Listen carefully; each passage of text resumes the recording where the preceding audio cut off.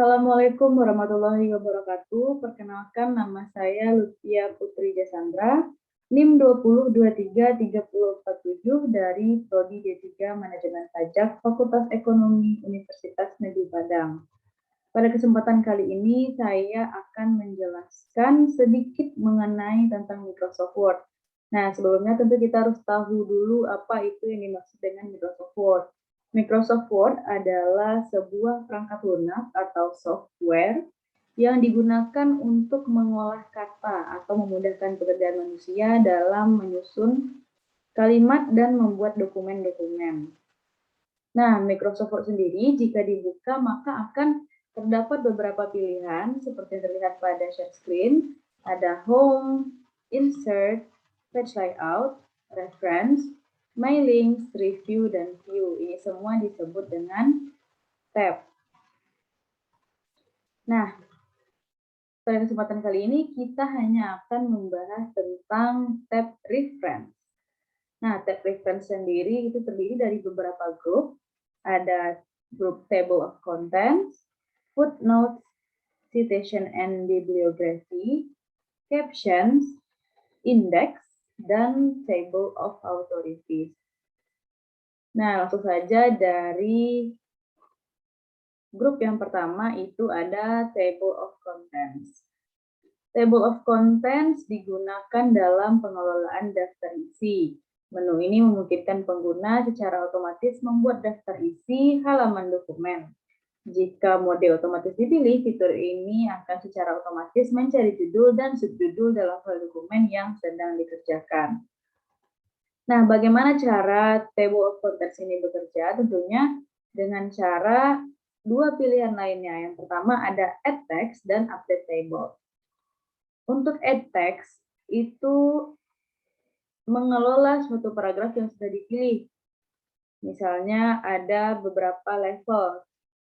Pada karya ilmiah biasanya kita akan membuat bab 1, bab 2, dan ada juga subjudul-subjudul lainnya. Nah, add text ini digunakan untuk mengelompokkan subjudul-subjudul tersebut. Seperti misalnya bab 1 itu terletak pada level 1, latar belakang terletak pada level 2, rumusan masalah terletak pada level 2, dan masuk ke bab 2 pembahasan, itu terletak pada level 1. Nah, begitulah cara kerjanya. Nanti setelah kita menambahkan semuanya pada add text, ketika kita ingin meletakkan daftar isi pada tempat yang telah diinginkan, misalnya seperti ini, maka kita hanya perlu menekan Table of Contents, lalu akan keluar beberapa pilihan table. Yang pertama ada table 1, table 2, dan manual table. Nah, untuk hasil yang seperti ini, saya memilih automatic table 1, maka akan keluar table seperti ini. Gampang bukan?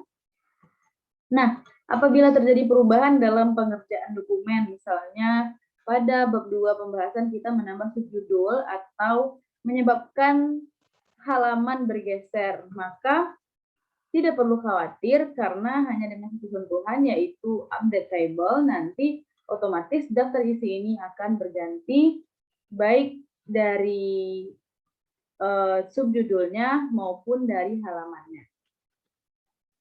Selanjutnya ada grup Footnotes. Nah, grup Footnotes ini biasanya memiliki referensi untuk penulisan.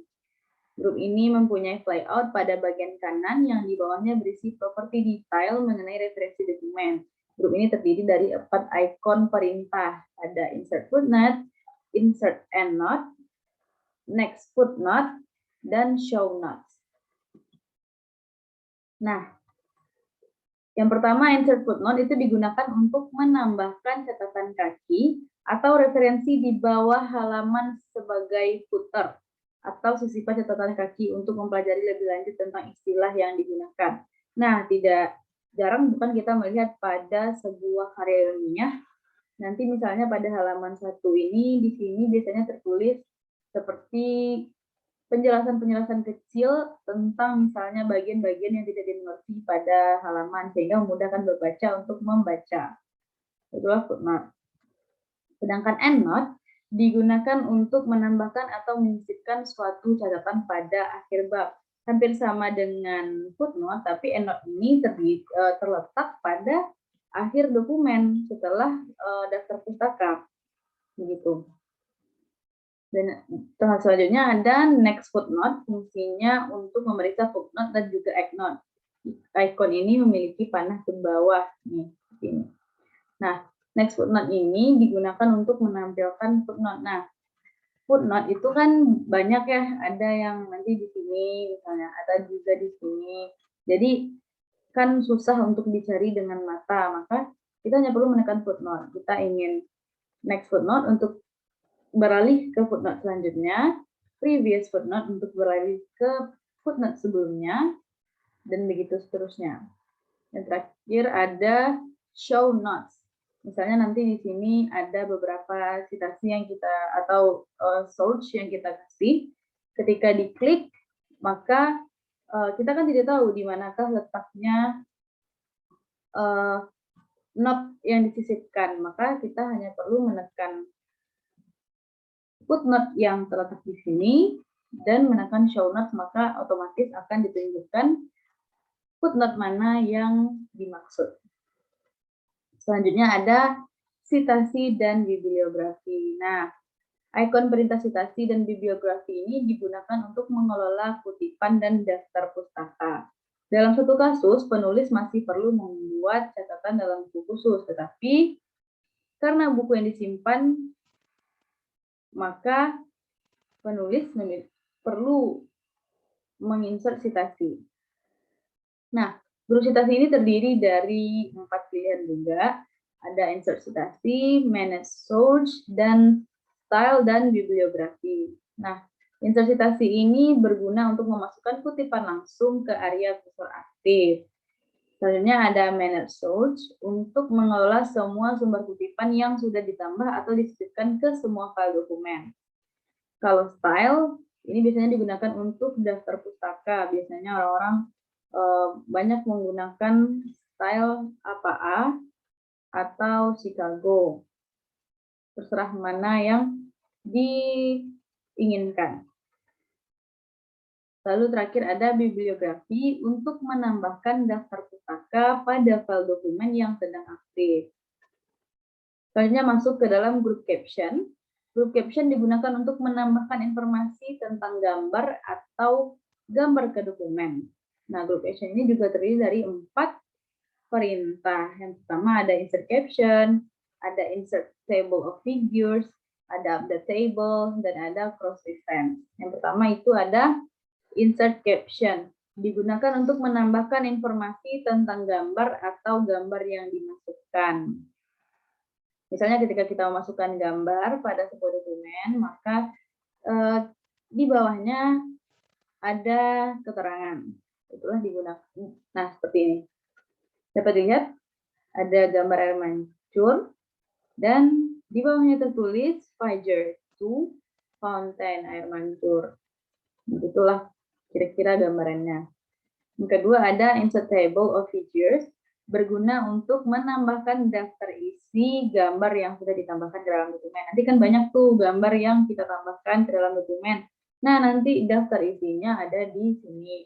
Nah, update table di sini juga sama seperti update table di sini, cuma bedanya ini untuk mengupdate data gambar yang sudah diletakkan pada dokumen, sedangkan ini untuk menambah subjudul.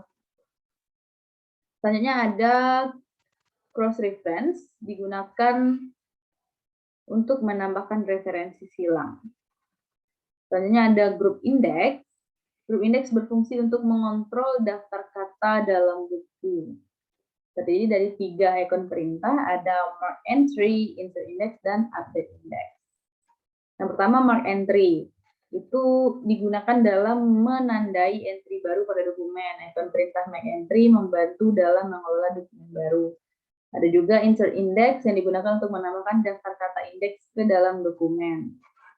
Terakhir update index yang digunakan untuk memperbarui daftar indeks yang paling terkini.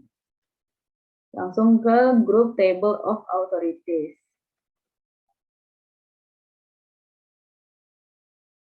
Group table authorities ini terdiri dari 3 perintah juga. Ada mark citation, ada insert table of authorities, dan ada update table. Yang pertama ada mark citation, berfungsi untuk menandai dan mengelola teks yang sudah dipilih dan dimanfaatkan terdapat di mark citation. Yang kedua ada insert table of authorities, berfungsi untuk menambahkan yang telah terdaftar pada dokumen di Microsoft Word. Nah, update table-nya juga berfungsi untuk memperbaiki daftar yang telah sinkron dengan berita terkini.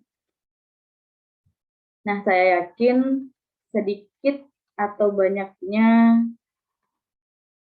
yang dari saya sampaikan tadi dapat berguna bagi kita semua. Sekian penjelasan dari saya. Lucia Prisandra, terima kasih. Assalamualaikum warahmatullahi wabarakatuh.